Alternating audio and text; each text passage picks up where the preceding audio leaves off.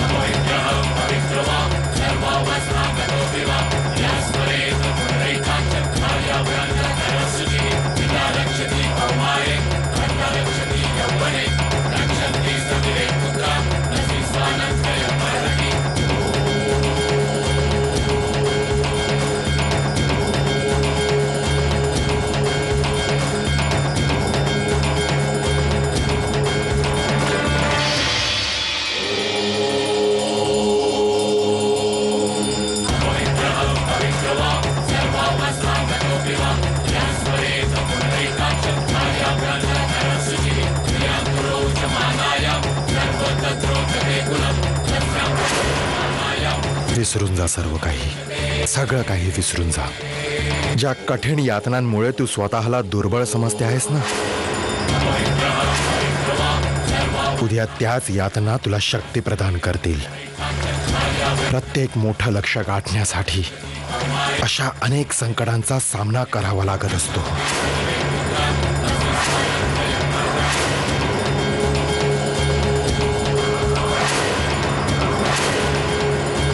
क्रियां पुरोचमानाय सर्वमेतद् रोचते कुलं तस्यां स्वरोचमानायां सर्वमेव न रोचते। अर्थात स्त्री तसेच कन्या वस्त्र आणि आभूषणांनी सुसज्जित झाल्यावर आपल्या परिवाराची शोभा वाढवते।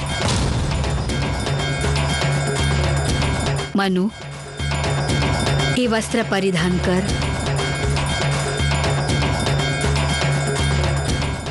आणि मला हे पूर्णपणे ठाऊक आहे की उद्याच वहिनी साहेब तुझं शुद्धीकरण करणार आहेत म्हणून, पण तू जरा देखील लाज वाटून घेऊ नकोस मनू बाळा।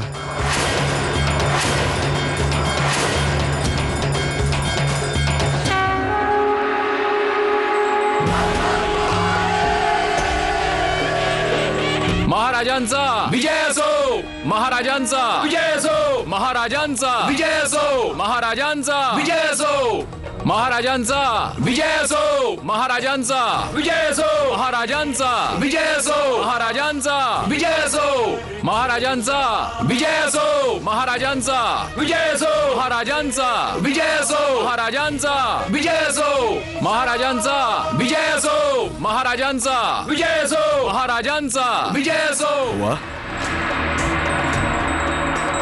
काय नृत्य करतात आपले महाराज, आपण पाहिलत? मी पाहतोय भोपटकर।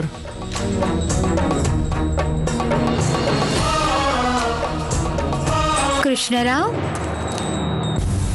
काय झालं?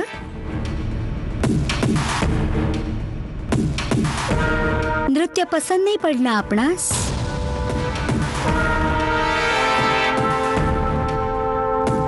झाशीच्या गादीचं स्वप्न तर आता आपण विसरूनच जावं। आता तर त्यावर वेश्यांच्या घुंगरातील आवाज निघताना दिसतात।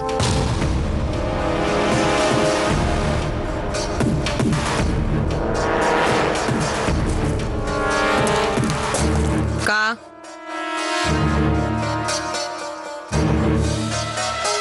निघून का आलात? जा, आनंद लुटा, आनंद।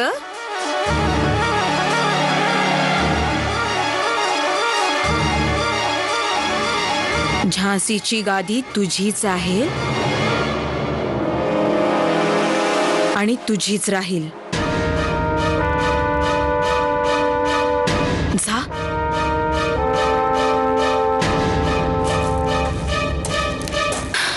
आग टाक, आग कुबजा। झाशीच्या गादीवर गंगाधररावचा कसलाही अधिकार नाही। ह्यावर तर एखादी शक्तिशाली वीरांगनाच बसेल।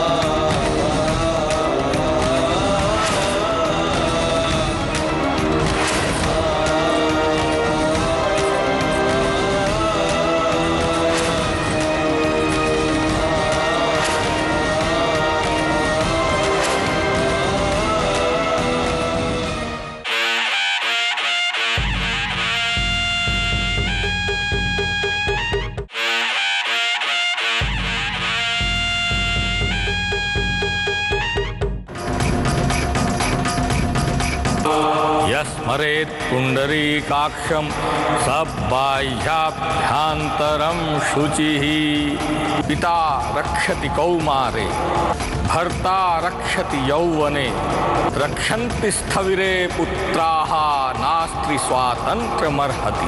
अर्थात जन्मापासून मृत्यूपर्यंत स्त्री पुरुषाच्या अधीन राहण्यासाठी आदेशित केली गेलेली आहे। कन्या असेल तर पित्याच्या आज्ञेनुसार चालेल, पत्नी असेल तर आपल्या पतीच्या अधीन राहील.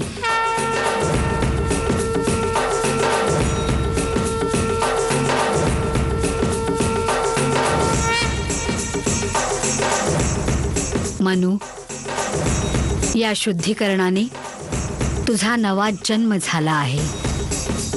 तुझ्या आत एका वीरांगनेने जन्म घेतलाय आणि वीरांगनेला पूर्णपणे ठाऊक असतं की कशा प्रकारे पराजयही विजयात बदलता येत असतो. आता तू महालात प्रवेश करू शकतेस. या क्षणापासून या महालातून तुझी पावलं तोपर्यंत बाहेर पडणार नाहीत जोपर्यंत तुझा विवाह नाही होणार. अनुबाळा, जशी उद्या आई दुर्गेच्या मूर्तीची प्राण प्रतिष्ठा होईल त्याच वेळी तुझ्या शुद्धीकरणानंतर तुझ्या अंतरंगात दुर्गा मातेचं रूप प्रज्वलित होईल.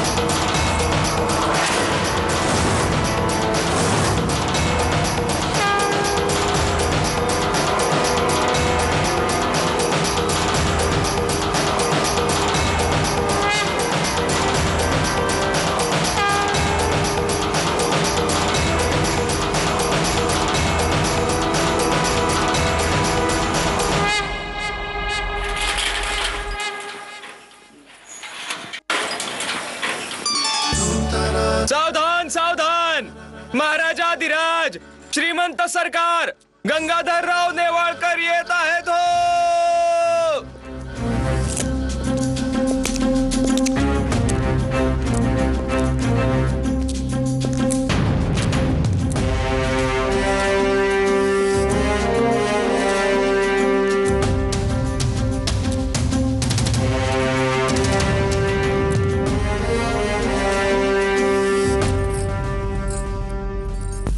वो आए घर में हमारे खुदा की कुदरत है. कभी हम उन्हें कभी अपने घर को देखते हैं.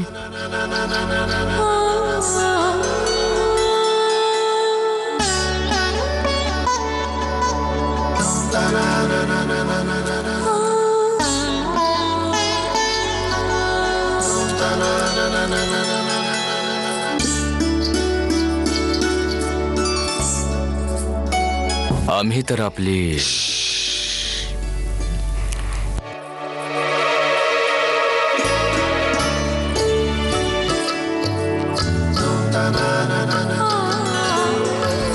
अल्लाह आपल्याला नजर न लागू देवो.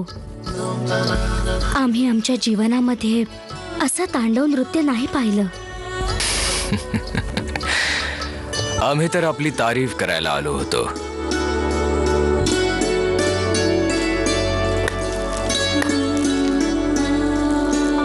आपल्या नृत्याने आम्हाला अतिप्रसन्न केलंय.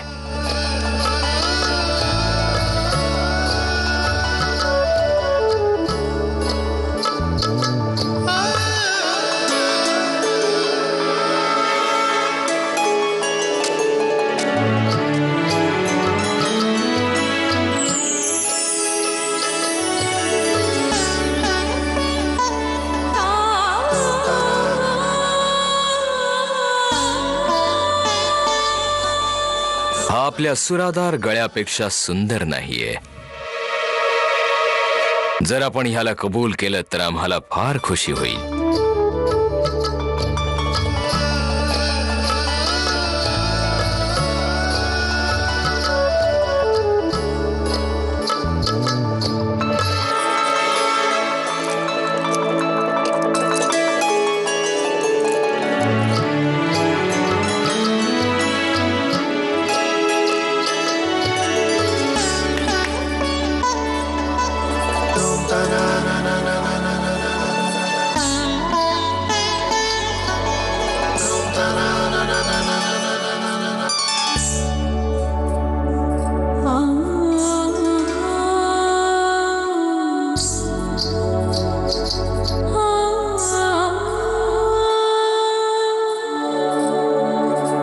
घे. आमच्यातर्फे तुझ्यासाठी.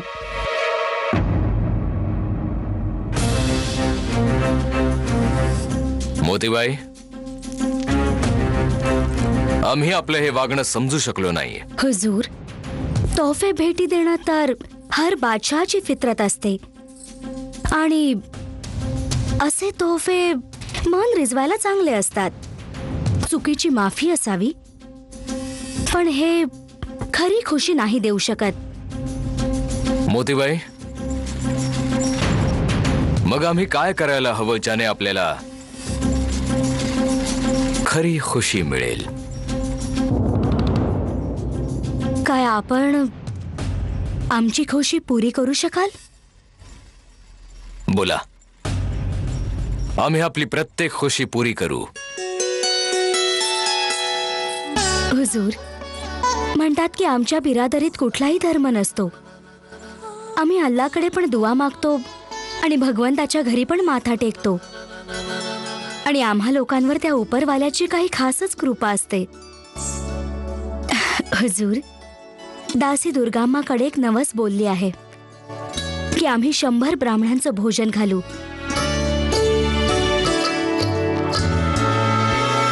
आणि गरिबांमध्ये सोनं आणि चांदीची खैरात करू.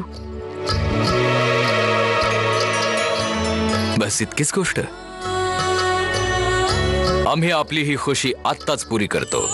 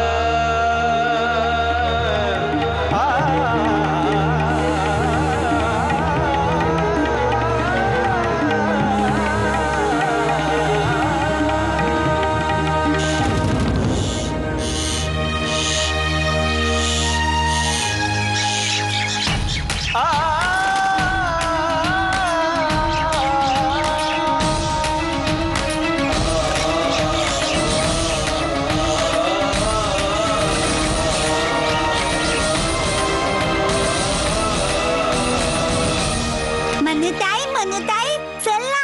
नाना भाऊंसाठी एक मोठा सफेद दुधासारखा घोडा आणलाय. अरे मिठूला काय झालं?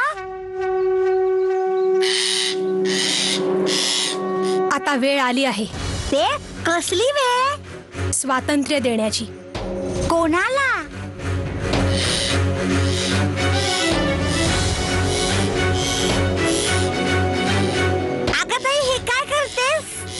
ह्याला स्वतंत्र करते. अरे देवा, तू तर ह्याच्यावर खूप प्रेम करतेस. हो, पण आम्ही ज्याच्यावर प्रेम करतो त्याला बंदी करून नाही ठेवत.